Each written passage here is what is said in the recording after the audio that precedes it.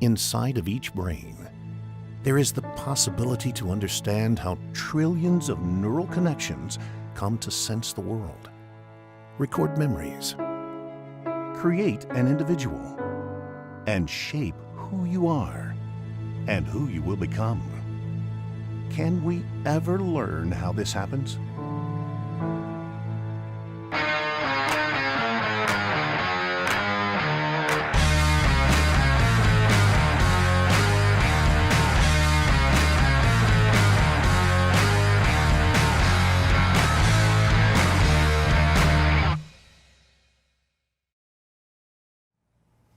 Here in my lab at the Sanford Consortium for Regenerative Medicine, that is what we want to learn.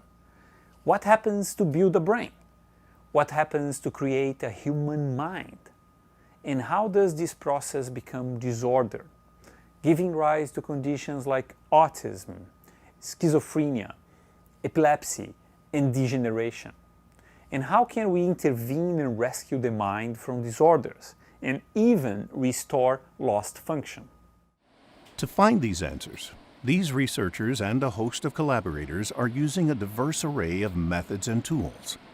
Among them, this very novel device. What you are seeing is a truly unique robot.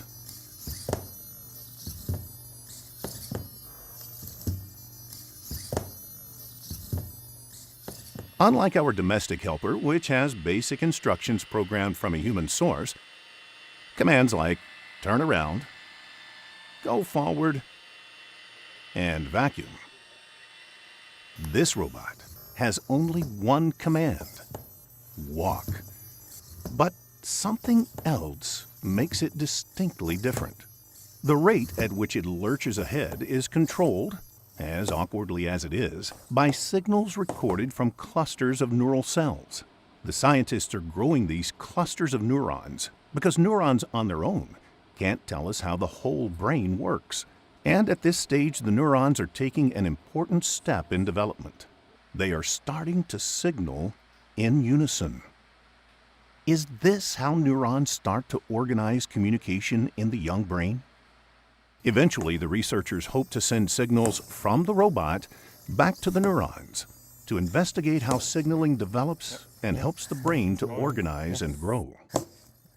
The young neurons providing the signals are special not only because they have started signaling in unison, they are special because the clusters they are in are actually self-organized groups called brain organoids, because they have many of the characteristics of a developing brain. These brain organoids are the focus of these researchers' many investigations. One focus is to grow brain organoids from pluripotent stem cells, from individuals who have neurological disorders. These let us see what differences there are between normal and abnormal development, and even ways to treat the disorder. Brain organoids also let us see very early brain development. These earliest stages of brain development are when errors that cause disorders occur. Disorders that will affect the brain for life. And this is why we're working with brain organoids. To reveal how a brain is built, so we can see how it works, how neurodevelopment can go wrong, and how we can prevent that or fix it when it does. The researchers are taking many approaches, from the details of vision to how neurons connect and form networks, to engineering ways to help organoids become more complex, to the differences between typical brains and brains with cognitive disorders, even to growing brain organoids in space to understand autism and Alzheimer's disease. We will be visiting with our collaborators to discover the many ways brain organoids will help us achieve these goals. So come with me as we explore building the brain.